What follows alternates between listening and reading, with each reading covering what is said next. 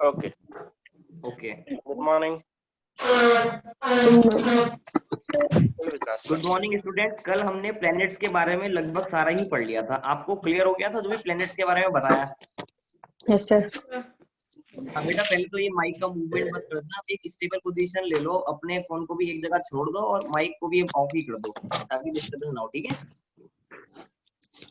Planets के बारे में जो भी हमने पढ़ा था उसके अलावा कुछ चीजें हैं जो कि रह रही थी।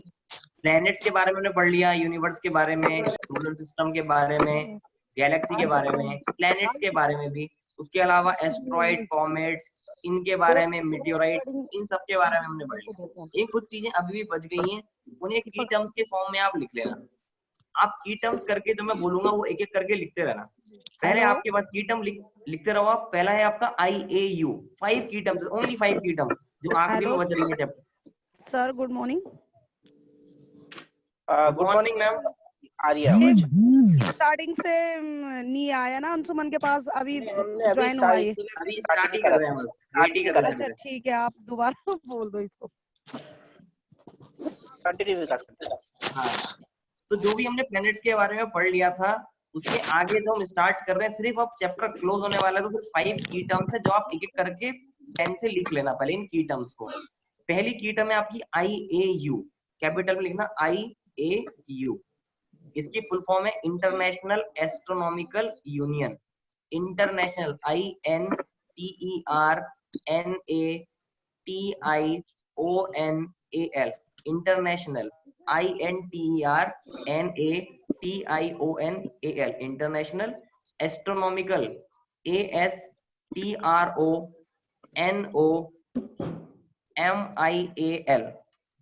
ASTRONOMICAL,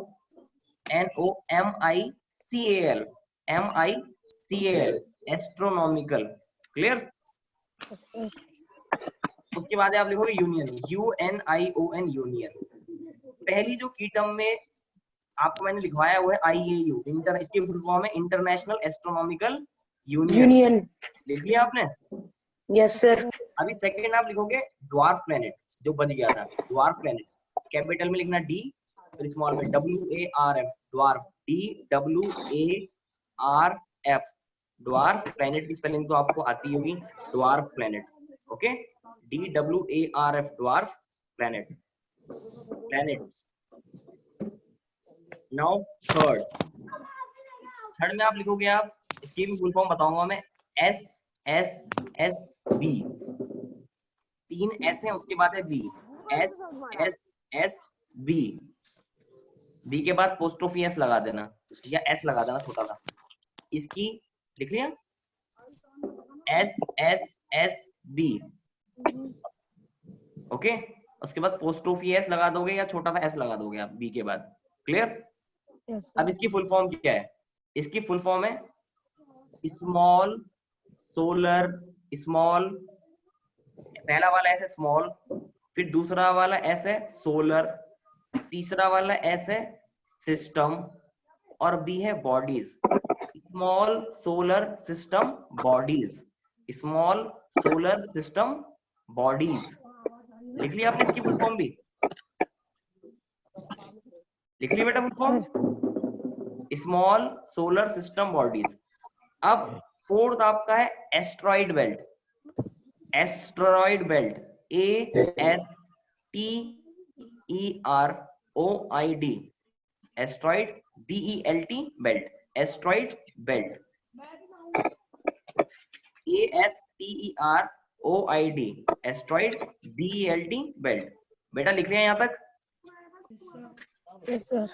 okay, now fifth and last, Cooper belt, KUIPER, KUIPER, Cooper belt, BELT belt, Cooper belt. Okay, बस यही 5 कीवर्ड हैं। इसके बाद मैं ज्यादा और कुछ नहीं बताऊंगा क्योंकि यूनिवर्स के बारे में अगर हमें देखना है तो और भी बहुत सारी चीजें हैं, पर मेनली जो चीजें थी हमने मैक्सिमम चीजें कवर कर ली, मैक्सिमम जो चीजें थी हमने कवर कर ली हैं। ओके, अब एक एक करके बेटा लिख लिया आप सबने ये? Yes sir. ओके, अब आ जाओ स्टार्टिंग से, ध्यान से सुनना आप एक एक पॉइंट जो मैं बता रहा हूँ और वही क्लियर हो जाएगा बस अगले 10 मिनट के अंदर आप सुनोगे तो। पहले IAU, जिसकी फुल फॉर्म बताई मैंने, इंटरनेशनल एस्ट्रोनॉमिकल यूनियन। लेकिन ये इंटरनेशनल एस्ट्रोनॉमिकल यूनियन है क्या? देखा जाए तो एक इंटरनेशनल एसोसिएशन है, एक इंटरनेशनल एसोसिएशन है जहां पे बहुत सारे वेल क्वालिफाइड, हाईली क्वालिफाइड जो एस्ट्रोनॉमर्स हैं उसका ग्रुप एक साथ, मतलब उसका पैनल है पूरा का पूरा, जो आपके हाईली क्वालिफाइड जो एस्ट्रोनॉमर्स हैं उनका ये ग्रुप है, बहुत बड़े सारे मेंबर्स हैं इसमें।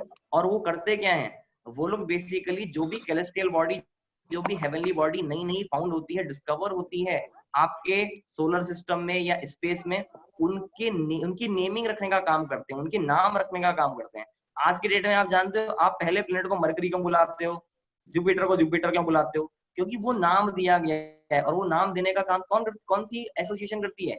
IAU, इंटरनेशनल एस्ट्रोनॉमिकल यूनियन, एक ऐसी एसोसिएशन है जहाँ पे बहुत बड़ा ग्रुप होता है, बहुत बड़ा पैनल होता है, जिसमें वेल क्वालिफाइड आपके एस्ट्रोनॉमर्स बैठते हैं।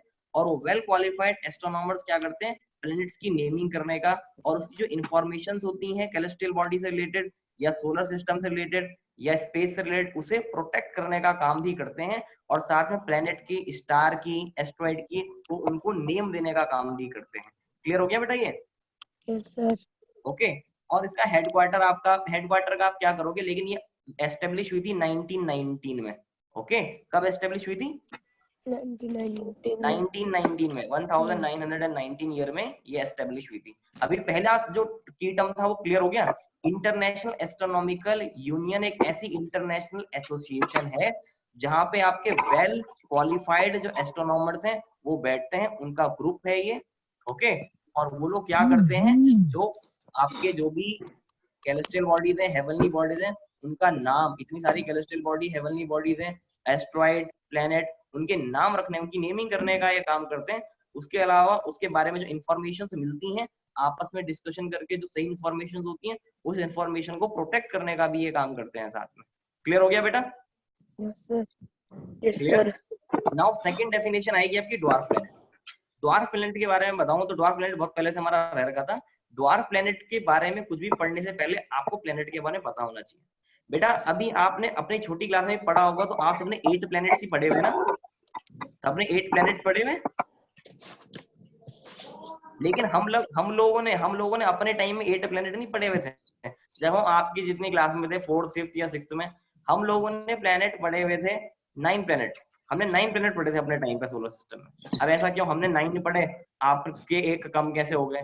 ऐसा इसलिए हुआ क्योंकि ये ड्वार्फ प्लैनेट वाली टर्म उससे पहले नहीं थी। 2006 से पहले ये ड्वार्फ प्लैनेट वाली टर्म नहीं थी। एक्चुअल में ड्वार्फ प्लैनेट को समझने से पहले आपको प्लैनेट को समझना पड़ेगा। प्लैनेट के लिए 2006 से पहले 24 अगस्त 2006, डेट क्या बोली मैंने, रिपीट करना,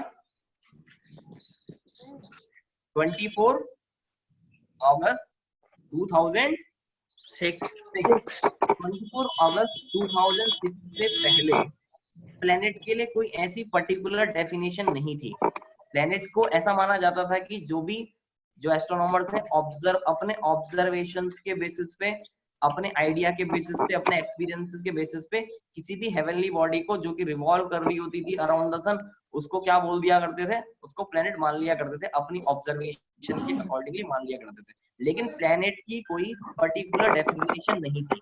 लेकिन 2006 तक आते आते ऐसी बहुत सारी हेवनली बॉडी नजर आई जो कि अर्थ, सन के अराउंड क्या कर रही थी, रिवॉल्व कर रही थी। अब अगर उन सबको प्लेनेट का नाम दे दिया जाता तब तो प्लेनेट बहुत सारे हो जाते ना, बहुत सारे प्लेनेट्स हो जाते। ओके, प्लूटो के अलावा भी और प्लेनेट भी हो सकते थे क्योंकि उनका साइज भी अच्छा खासा था।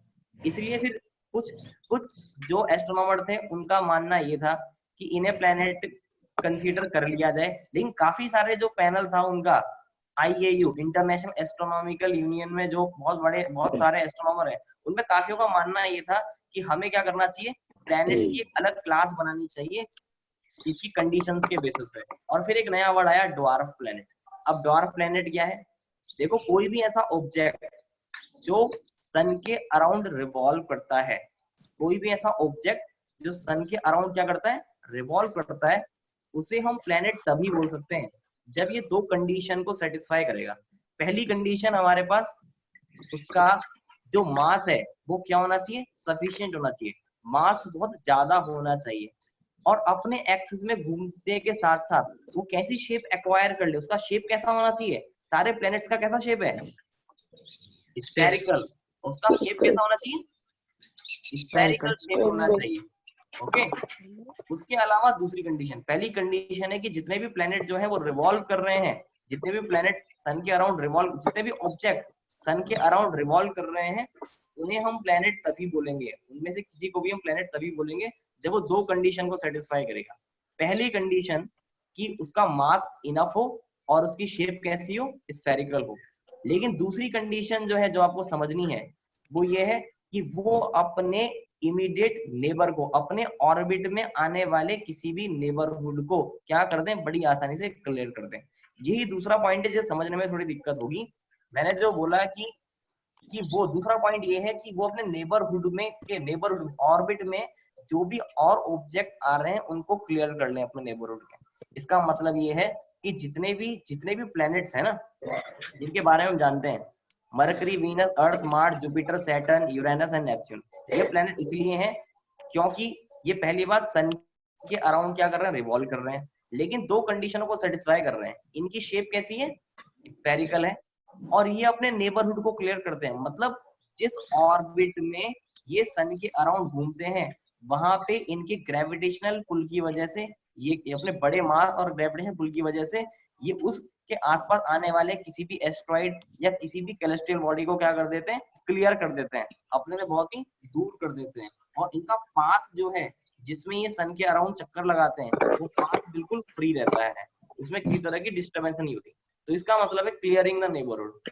अभी ड्वार्फ प्लैनेट थोड़ा बहुत क्लियर हुआ।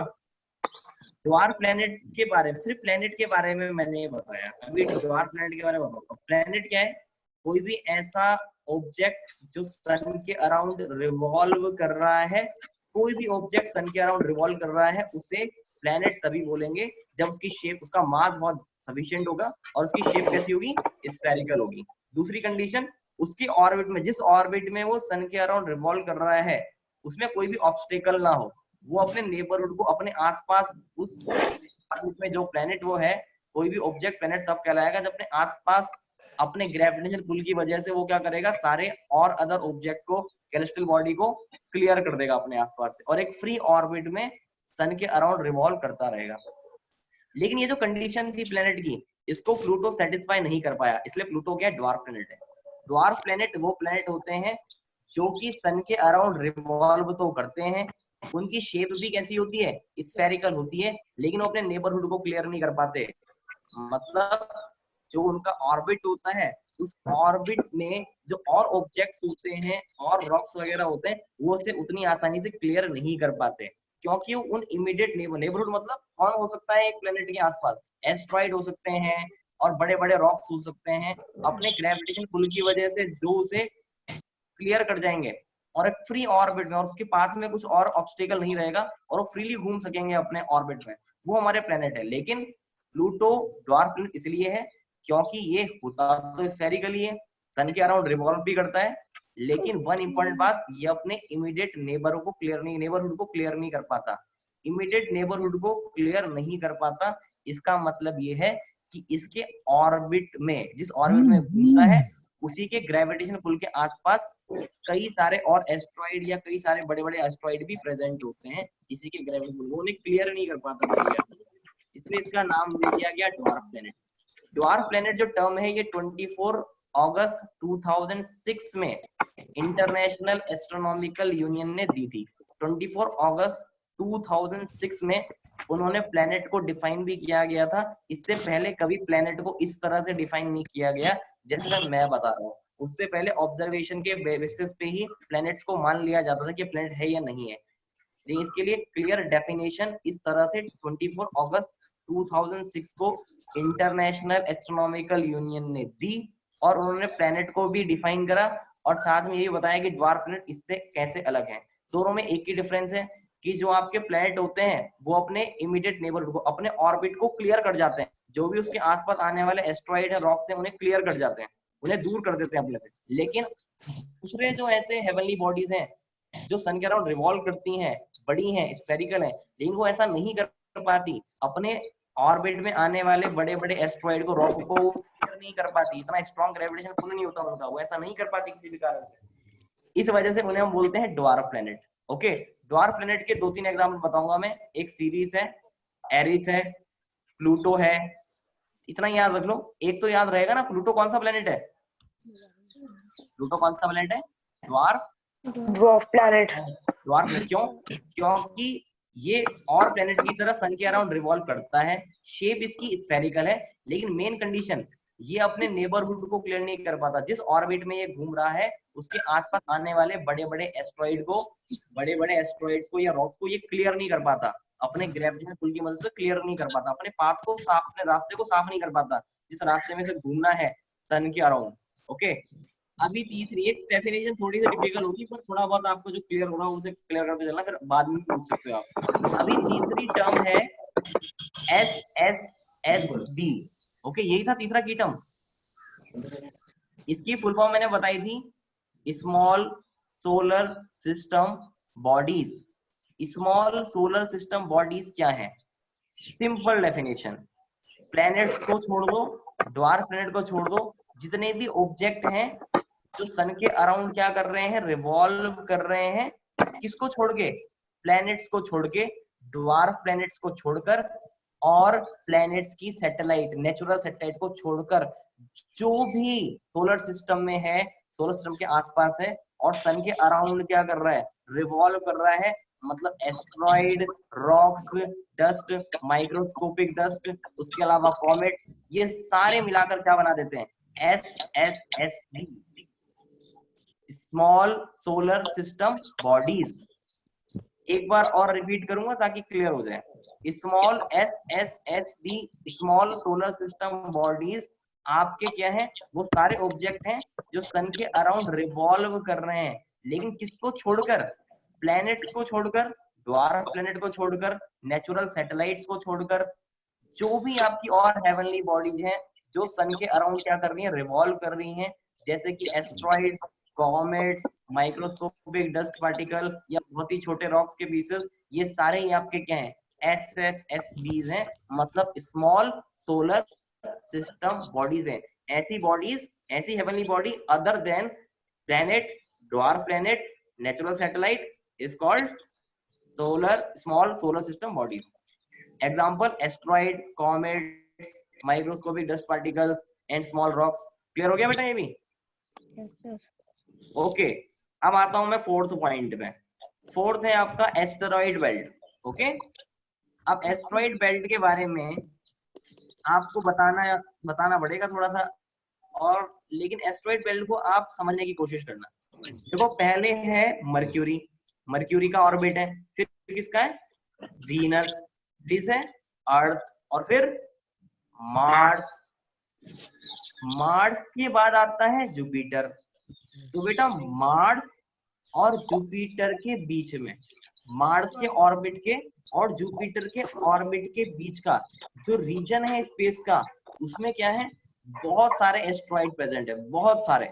अगर आप कोई पिक्चर देखोगे इंटरनेट में, अगर आप कोई पिक्चर देखोगे उसमें एस्ट्रॉइड बेल्ट टाइप करोगे, तो आप खुद टाइप करके खुद देखना कि मार्स और जुपिटर के बीच में एक बहुत बड़ी सी, एक सर्कल की तरह एक बहुत बड़ी बेल्ट सी आपको नजर आएगी, जहाँ पे बहुत सारे पत्थर होंगे, बहुत सारे रॉक्स होंगे, ठीक है, बहुत सारे हमारे पास ऐसे ऑब्जेक्ट होंगे, एस्ट्रॉइड्स होंगे, और बहुत सारे ऐसे ऑब्जेक्ट होंगे बड़े बड़े से जो आपको नजर आएंगे। ओके, यही हमारे पास मिलाकर क्या बना देते हैं? एस्ट्रॉइड बेल्ट को बना देते हैं। एस्ट्रॉइड बेल्ट और कुछ नहीं है, एक बहुत बड़ा वास्ट एरिया है, ये वास्ट पोर्शन है स्पेस का, किसके बीच में? मार्स के ऑर्बिट के बीच में और जुपिटर के ऑर्बिट के बीच में एक बहुत बड़ा रीजन है स्पेस में, जहाँ पे बहुत सारे एस्टेरॉइड्स प्रेजेंट है, बहुत सारे एस्टेरॉइड्स वहाँ पे प्रेजेंट है। उस और वो बेल्ट की तरह नजर आता है स्पेस में देखने पर, वो पूरा का पूरा रीजन, इतने सारे एस्टेरॉइड हैं वहाँ पे उस कॉन्सेंट्रिक सर्कल में मार्स और जुपिटर के बीच में, क्योंकि वो बेल्ट की तरह एक फॉर्म कर देता है, बेल्ट फॉर्म कर देता है। उसी बेल्ट को, वो ये जो बेल्ट है जिसमें बहुत सारे एस्टेरॉइड्स प्रेजेंट है between Mars and Jupiter, is called asteroid belt. Okay, बेटा बात समझ में आई? मार्स और जुपिटर के बीच में जो हमारे पास स्पेस का पोर्शन है, उसमें एक सर्कल के फॉर्म में बहुत बड़ी से छोटे छोटे बहुत सारे हमें रॉक, एस्ट्रॉइड, डस्ट, ये सारी चीजें हमें वहां पे नजर आती हैं। और यही सारे एस्ट्रॉइड, सारे रॉक मिलके क्या बना देते हैं, एक बेल्ट बना देते हैं जिसे हम बोलते हैं एस्ट्रॉइड बेल्ट। इसकी पिक्चर आप इंटरनेट पे देखोगे तो क्लियर हो जाएगा। क्लियर हो गया बेटा ये भी? Yes, sir. इसमें यहाँ तक अभी कोई डाउट एस्ट्रॉइड बेल्ट के बारे में, कोई प्रॉब्लम किसी को कुछ पूछना है एस्ट्रॉइड बेल्ट के बारे में? क्लियर हो गया बेटा ये? Yes, sir. Yes, sir. Okay, मैं बताता हूँ आपको। एस्ट्रॉइड बेल्ट में, पूरी एस्ट्रॉइड बेल्ट में मतलब मार्स और जुपिटर के बीच का जो पूरा का पूरा स्पेस का रीजन था जहाँ पे मैंने बताया बहुत सारे रॉक्स भी हैं, क्या कह सकते हैं, बहुत सारे एस्ट्रॉइड्स भी हैं, बहुत सारे रॉक्स हैं, बहुत सारे डस्ट पार्टिकल्स वहां पे प्रेजेंट हैं। जो आपको इंटरनेट में पिक्चर आप देखोगे एस्ट्रॉइड बेल्ट टाइप करके तो आपको नजर आएगी कैसी बेल्ट है, बेल्ट की तरह आपको नजर आएगी जिसमें बहुत सारे रॉक हैं, बहुत सारे एस्ट्रॉइड्स हैं, बहुत सारे पीसेस ऑफ रॉक्स हैं, डस्ट हैं, तो इसी को हम एस्ट्रॉइड बेल्ट बोलते हैं। लेकिन इस एस्ट्रॉइड बेल्ट में एक लार्जेस्ट ऑब्जेक्ट है। इस एस्ट्रॉइड बेल्ट में एक ड्वार्फ प्लैनेट भी होता है जो लार्जेस्ट ऑब्जेक्ट है इस एस्ट्रॉइड बेल्ट का। इस एस्ट्रॉइड बेल्ट का लार्जेस्ट जो ऑब्जेक्ट है वो है सीरिस। कौन है? Series, CRES। ओके, और ये लार्जेस्ट ऑब्जेक्ट क्या है? पूरे एस्ट्रॉइड बेल्ट का सबसे लार्जेस्ट ऑब्जेक्ट है। जितने भी एस्टेरॉइड प्रेजेंट है पूरी बेल्ट में उसका 1/4 मतलब 25% जो मास है वो अकेला सीरीज का ही है। ओके, मतलब इसका मास कैसा है? सफिशिएंट है। ओके, और इसकी शेप भी कैसी है? इस सीरीज की शेप भी कैसी है? स्फेरिकल है। ओके, लेकिन ये इमीडिएट नेबर को क्लियर नहीं कर पाता, अपने आसपास इसके बहुत सारे और एस्टेरॉइड भी हैं, अपने ऑर्बिट को क्लियर नहीं कर पाता। इसलिए ये क्या है? स्मॉलेस्ट ड्वार्फ प्लेनेट है। ये क्या है? ये भी ड्वार्फ प्लेनेट है। ओके, सर इसका नाम क्या है? हाँ बेटा, नाम बताना। मैं बता रहा था कि ये सीरीज जो है वो लार्जेस्ट ऑब्जेक्ट है एस्ट्रॉइड बेल्ट में। लेकिन ये एस्ट्रॉइड बेल्ट का लार्जेस्ट ऑब्जेक्ट होने के साथ साथ ये एस्टेरॉइड नहीं है, लेकिन इसको कैटेगरी में रखा गया है ड्वार्फ प्लेनेट की। वाई है तो ये लार्जेस्ट ऑब्जेक्ट एस्ट्रॉइड बेल्ट का, लेकिन इसे ड्वार्फ प्लेनेट की कैटेगरी में इसलिए रखा गया क्योंकि इसका ये घूमता तो सन के अराउंड है एक ऑर्बिट में, लेकिन इसका साइज, इसका जो शेप है वो भी स्फेरॉइड है, स्फीयर की तरह ही है ये रफली इसका शेप। लेकिन जो तीसरी कंडीशन थी, मेन कंडीशन प्लेनेट के लिए, उसे सेटिस्फाई नहीं कर पाता, इसलिए ड्वार्फ प्लेनेट हो जाता है। क्या कंडीशन थी? कि अपने नेबरहुड को क्लियर कर ले। जिस ऑर्बिट में ये सन के अराउंड घूम रहा है उस पाथ में आने वाले पार्टिकल को, इसके ऑर्बिट में आने वाले पार्टिकल को अपने ग्रेविटेशनल पुल की मदद से उन एस्टेरॉइड रॉक को दूर ढकेल दे। ऐसा ये नहीं कर पाता, इसीलिए ये क्या हो जाता है? क्योंकि इमीडिएट नेबरहुड को क्लियर नहीं कर पाता, ऑर्बिट में आने वाले पत्थरों को, रॉक को, एस्ट्रॉइड को क्लियर नहीं कर पाता, इसलिए ये ड्वार्फ प्लेनेट है। सबसे छोटा एस्ट्रॉइड बेल्ट में सबसे बड़ा ऑब्जेक्ट, और सारे ड्वार्फ प्लेनेट में जितने भी मेन हम 5 ड्वार्फ प्लेनेट के बारे में जानते हैं उनमें से सबसे छोटा ड्वार्फ प्लेनेट है। सबसे छोटा ड्वार्फ प्लेनेट और एस्ट्रॉइड बेल्ट का सबसे बड़ा object as compare to other asteroid. लेकिन एस्ट्रॉइड बेल्ट में कितना बड़ा? लगभग जितना भी मास पूरे एस्ट्रॉइड बेल्ट के एस्ट्रॉइड का रॉक का है उसका 25% मास, 1/4 मास अकेला किसका है? सीरीज का है। क्लियर हो गया बेटा ये? Yes, sir. बेटा बस आखिरी डेफिनेशन है Cooper belt. Okay, last definition है कूपर बेल्ट। ध्यान से सुनने की कोशिश करना। कूपर बेल्ट आपका रीजन है स्पेस में। कौन सा रीजन? हमारे सोलर सिस्टम में जो नेपच्यून प्लेनेट आपका है, सोलर सिस्टम में आखिरी प्लेनेट कौन सा है? आखिरी प्लेनेट कौन सा है बेटा? नेपच्यून है आखिरी planet. Yes, sir. Yes, sir. Neptune जो आखिरी प्लेनेट है सोलर सिस्टम का वो, और आउटर सोलर सिस्टम का मतलब उसके बाहर वाला भी सोलर सिस्टम का जो पार्ट है वो मिलाकर क्या बनाता है? कूपर बेल्ट बनाता है। लेकिन आउटर सोलर सिस्टम मतलब नेपच्यून के बाहर का जो बहुत बड़ा रीजन है वो, और जो ऑर्बिट है आपके नेपच्यून का वो नेपच्यून के ऑर्बिट का और आउटर सोलर सिस्टम के बीच में जो स्पेस का बहुत बड़ा रीजन है जहाँ पे भी, वहां पर भी काफी सारे एस्टेरॉइड, रॉक, डस्ट प्रेजेंट है। उस रीजन को बोलते हैं कूपर बेल्ट। मतलब asteroid, rocks, dust, microscopic particle, ये सारे कहाँ प्रेजेंट है? ये मेनली दो बेल्ट्स में प्रेजेंट है। मेनली कौन सी बेल्ट में? एस्ट्रॉइड बेल्ट में और कुपर बेल्ट में। एस्ट्रॉइड बेल्ट कौन किसके बीच का पार्ट है? मार्स के ऑर्बिट का और जुपिटर के ऑर्बिट के बीच में, जो बहुत सारे रॉक्स, बहुत सारे आपके डस्ट, डेब्रिस या माइक्रोस्कोपिक डस्ट पार्टिकल, एस्ट्रॉइड उठाने के बाद एक बेल्ट जो बना देते हैं, मार्स बेल्ट जो बना देते हैं एस्ट्रॉइड्स की, मार्स और जुपिटर के बीच में, वो कहलाती है एस्ट्रॉइड बेल्ट। और नेपच्यून और आउटर सोलर सिस्टम, नेपच्यून और आउटर सोलर सिस्टम, उसके बाहर का जो बहुत बड़ा रीजन है, वो मिलकर उस रीजन में, आउटर सोलर सिस्टम में और नेपच्यून के बीच में भी बहुत सारे एस्ट्रॉइड, रॉक्स या फिर डस्ट, माइक्रोस्कोपिक पार्टिकल्स, ये सब सन के अराउंड रिवॉल्व करते हैं और मिला के जिस बेल्ट को बनाते हैं उसे बोलते हैं कुपर बेल्ट। ठीक है। मार्स और जुपिटर के बीच में जो एस्ट्रॉइड और रॉक की बेल्ट है, वो एस्ट्रॉइड बेल्ट। नेपच्यून और आउटर सोलर सिस्टम के बीच में जो एस्ट्रॉइड रॉक की जो बेल्ट है, उसे बोलते हैं कुपर बेल्ट। बेटा ये क्लियर हो गया इतना? अभी इन पांचों में से किसी से भी कुछ भी पूछना है तो आप एक बार पूछ लो, उसके बाद मुझे एक चीज और बतानी, और बस चैप्टर हमारा फिनिश। बेटा कुछ पूछना है इन पांचों पॉइंट में से? हाँ बेटा, आवाज नहीं आ रही, अगर कोई पूछना चाह रहा है तो थोड़ा तेज बोले।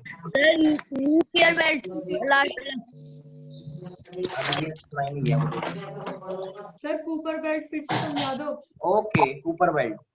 ओके, कुपर बेल्ट मैंने कहा कि जो मेनली एस्टेरॉइड्स हैं, रॉक्स हैं, माइक्रोस्कोपिक डस्ट पार्टिकल आपके सोलर सिस्टम में, आउटर सोलर सिस्टम में जो प्रेजेंट हैं, वो मेनली कहाँ प्रेजेंट है?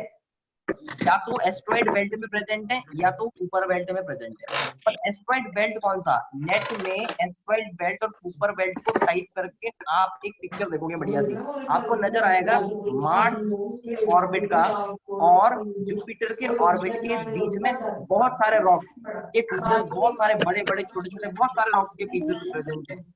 और ये जो बहुत सारे रॉक्स के पीसेस हैं, एस्ट्रॉइड हैं, डस्ट हैं, ये सब मिलाकर एक बेल्ट फॉर्म कर देते हैं और इस स्पेस में इसी बेल्ट को बोलते हैं, इसी बेल्ट को बोलते हैं एस्ट्रॉइड की, यही जो बेल्ट है उसे बोलते हैं एस्ट्रॉइड बेल्ट। में एक लार्जेस्ट ऑब्जेक्ट जो प्रेजेंट है इस पूरी एस्ट्रॉइड बेल्ट में, जो कि पूरे एस्ट्रॉइड जो इसमें प्रेजेंट है उसके मास का 25% है, 1/4 है। वो लार्जेस्ट ऑब्जेक्ट जो एस्ट्रॉइड बेल्ट का है वो है सीरियस, CRES। लेकिन ये एस्ट्रॉइड नहीं है, ये ड्वार्फ प्लेनेट है, क्योंकि एक ऐसा स्फेरिकल है शेप में और अपने इमीडिएट नेबरहुड को, एस्ट्रॉइड को क्लियर नहीं कर पाता, इसलिए इसे ड्वार्फ प्लेनेट बोला गया। प्लूटो की तरह, जैसे प्लूटो एक ड्वार्फ प्लेनेट है, वैसे ये भी ड्वार्फ प्लेनेट है। क्यों है ये ड्वार्फ? क्योंकि अपने ऑर्बिट में आने वाले जो नेबरहुड है उन्हें क्लियर नहीं कर पाता ये। ओके, ग्रेविटेशन पुल की वजह से अपने आसपास के जो ऑब्जेक्ट है, जो रॉक्स है, उन्हें क्लियर नहीं कर पाता। आपका दूसरा था कुपर बेल्ट।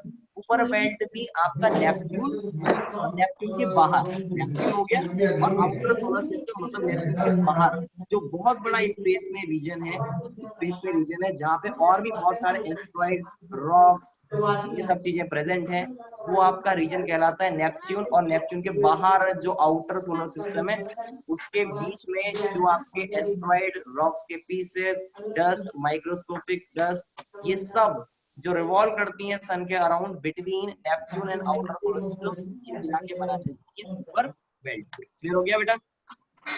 सर इसमें बेसिकली रॉक्स प्रेजेंट होते हैं। कुपर बेल्ट में रॉक्स प्रेजेंट है, एस्ट्रॉइड प्रेजेंट है, मेटल्स प्रेजेंट है, मेटल्स भी प्रेजेंट है, बहुत सारे रॉक्स भी प्रेजेंट है। क्लियर हो गया ये बेटा? ये ऊपर पीछे कोई पॉइंट में कुछ क्लियर तो नहीं? सब क्लियर है ये, या कुछ पूछना है आपको?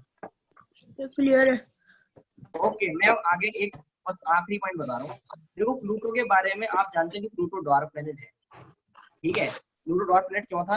क्योंकि ऐसा कोई भी ऑब्जेक्ट जो अर्थ के अराउंड रिवॉल्व करता है वो प्लेनेट तब कहलाता है, जब उसकी शेप का मास बहुत ज्यादा होता है और वो स्फेरिकल होता है। ठीक है, मास ज्यादा होता है, स्फेरिकल होता है।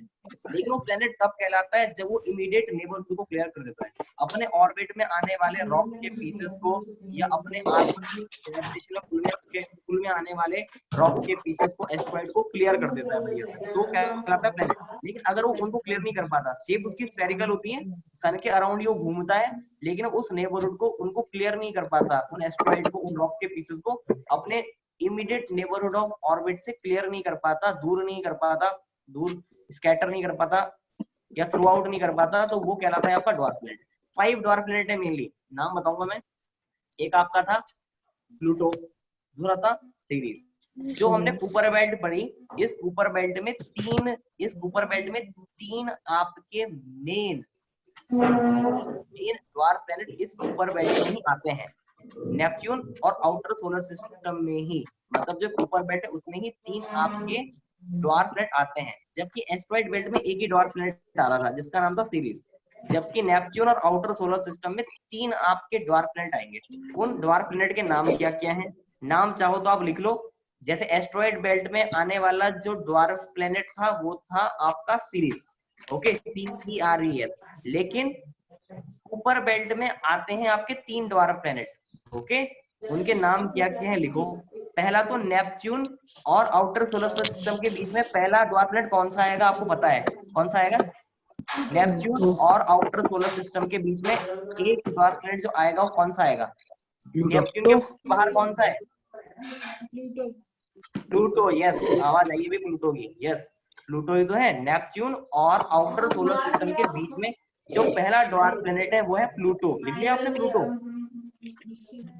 पहला प्लूटो, दूसरा होमिया, HAUMEA, होमिया दूसरा ड्वार्फ प्लैनेट है, होमिया, ओके। पहला प्लूटो, दूसरा होमिया, HAUMEA, और तीसरा मेक। तीसरा क्या है? मेक, MAKE, फिर दोबारा MAKE। अब आप बोलोगे नाम कहां से आए? पहला की term international astronomical union heavenly body celestial body को का नाम रखने का काम करती है। एस्ट्रॉइड का, स्टार का और कोई भी नई चीज वहां पे मिलती है उसका भी नाम रखने का काम किसका है? ये जिस एसोसिएशन का काम है उसी को हम इंटरनेशनल एस्ट्रोनॉमिकल यूनियन बोलते हैं। तो ये नाम उन्होंने ही दिए होंगे इन ड्वार्फ प्लैनेट के। जब 2006 में इन्होंने 2006 में इन्होंने ड्वार्फ प्लैनेट को डिफाइन किया तो उन्होंने उनके नाम भी दिए। 5 ड्वार्फ प्लैनेट है मेनली। एक एस्ट्रॉइड बेल्ट में आ रहा है सीरीज, 3 आ रहे हैं आपके कुपर बेल्ट में, जिसमें पहला था प्लूटो, दूसरा था ओमिया, तीसरा है मेक। हो गया बेटा क्लियर? Yes sir. 4 हुए लेकिन 5। हाँ बेटा बोलो। एक बार रिपीट कर लो सर पांचों के नाम। अभी 4 के नाम हुए। एक एस्ट्रॉइड बेल्ट में था सीरीज, CERES। 3 थे आपके ऊपर बेल्ट में, उनका नाम है प्लूटो, होमिया, HAUMEA। तीसरा है मेक, MAKE। अब आप बोलोगे सर आपने तो 5 बोले, बताए तो 4 ही, 5वां कौन सा है? 5वां है बेटा एरिस। लेकिन एरिस जो है वो बहुत दूर है, सबसे मतलब आउटर सोलर सिस्टम में सबसे बाहर जो है, सबसे आउटर सोलर सिस्टम में सबसे दूर जो है, आपका सन से सबसे दूर जो आपका ड्वार्फ प्लैनेट है वो है एरिस। इसलिए उसका नाम अभी तक नहीं बताया था क्योंकि वो ऊपर बेल्ट से भी बाहर है, ओके, इसीलिए उसका नाम नहीं बताया था। तो 5वां नाम हो गया एरिस, ERIS। ये कहाँ है?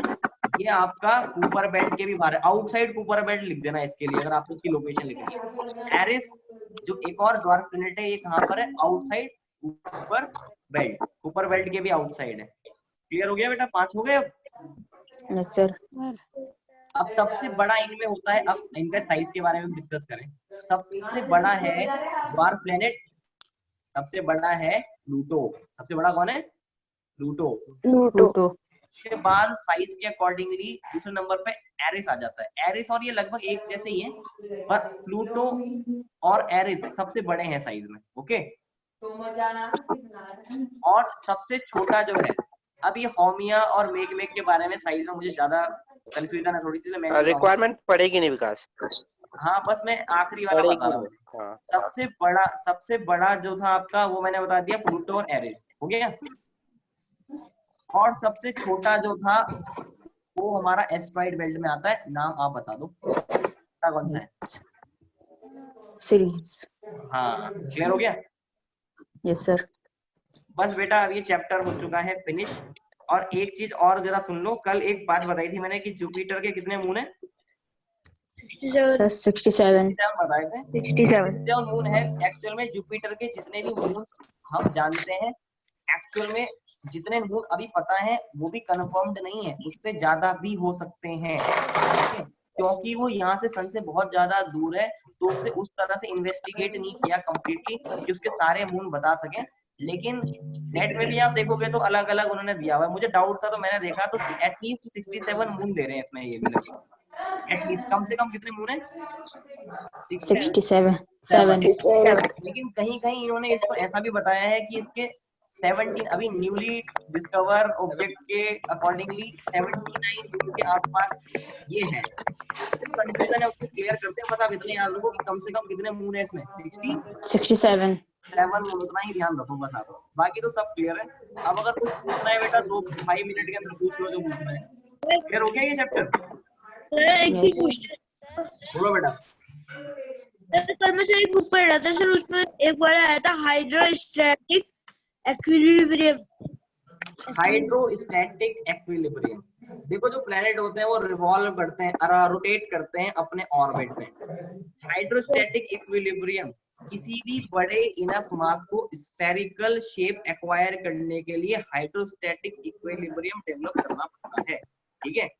जब कोई बहुत बड़ा मास क्या करता है, तो आपने खुद भी देखा होगा, अब इसके बारे में प्रॉपर कैसे बताएं, लेकिन देखा होगा किसी ऑब्जेक्ट को भी, जब आप किसी भी रफ ऑब्जेक्ट को भी जब सरफेस में घुमाते हो, लट्टू को घुमाते हो, तो आपको उसकी इसकी शेप थोड़ी थोड़ी कैसी नजर आती है? स्फीयर जैसी नजर आती है।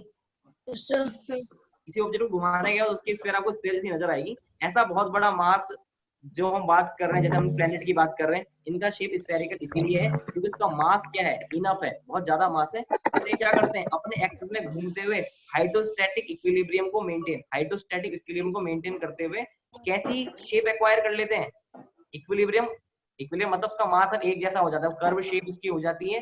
वो लगभग हमें कैसी नजर आती है? उस हाइड्रोस्टैटिक इक्विलिब्रियम की वजह से हमें उसकी शेप कैसी नजर आती है? कुछ हद तक स्फेरिकल नजर आती है, ठीक है वंश? हाइड्रोस्टैटिक इक्विलिब्रियम की वजह से ही इनफ मास और हाइड्रोस्टैटिक इक्विलिब्रियम की वजह से ही इसकी शेप अपने एक्सिस में घूमते हुए कैसी हो गई है? कैसी नजर आती है? स्फेरिकल नजर आती है। बाकी तो ज्यादा डिटेल में रहने दो इसको, हाइड्रोस्टैटिक वाले को, बाकी सब मैंने बता दिया। क्लियर? और कोई किसी को पूछना है? कुछ डाउट है? Any doubt? हाँ बेटा, आवाज आती है किसी की? तनुजा। हाँ तनुजा। हाँ एस्ट्रॉइड बेल्ट देखो ये चीजें ऐसी है ना कि आपको जाना तो नहीं है? मैं अभी 5 मिनट रुकता हूँ फिर जाता हूँ, बस जैसे टाइम होगा मैं बता दूंगा, ठीक है? नहीं तो आप ठीक है। ये क्लियर करता हूँ एस्ट्रॉइड कूपर बेल्ट, बाकी तो तुम पूछ लेना थोड़ा बहुत इनसे जो भी है। एस्ट्रॉइड बेल्ट और कूपर बेल्ट। एस्ट्रॉइड बेल्ट की बात करूँ तो एस्ट्रॉइड बेल्ट की पिक्चर देखना आप नेट में पहले, ठीक है तनुजा? ओके, एस्ट्रॉइड बेल्ट की पिक्चर देखना, तुम्हें नजर आएगा मार्स और जुपिटर के बीच में आपको बहुत सारे रॉक्स के पीसेस नजर आएंगे, बड़े बड़े बहुत सारे रॉक्स के पीसेस। पिक्चर में देखना, ऐसे बोलने से नहीं होगा ना, एक बार नेट में पिक्चर देखना। मार्स और जुपिटर के बीच में आपको बहुत बड़ी सी बेल्ट नजर आएगी, इसके अराउंड बहुत बड़ी, इसमें बहुत सारे रॉक्स हैं, बहुत सारे एस्ट्रॉइड है, पीसेस है, डस्ट है, और आपको बहुत सारे वो बेल्ट बनाते हुए नजर आएंगे, बहुत बड़ी। मार्स और जुपिटर के बीच में बहुत सारे रॉक्स एस्ट्रॉइड और अदर ऑब्जेक्ट मिलके एक बेल्ट, उसी को क्या बोलते हैं हम? एस्ट्रॉइड बेल्ट बोलते हैं। इस बेल्ट में सबसे जो लार्जेस्ट ऑब्जेक्ट है वो है सीरीज, लेकिन ये एस्ट्रॉइड नहीं है, ये ड्वार्फ प्लेनेट है, ठीक है? क्योंकि इसका इनफ मास है, इसका शेप स्फेरिकल है, ओके? इसलिए अब समझ में आ गया एस्ट्रॉइड बेल्ट। एक बार पिक्चर देखना, क्लियर नहीं होगा दोबारा पूछ सकते हो आप, ठीक है तनुजा?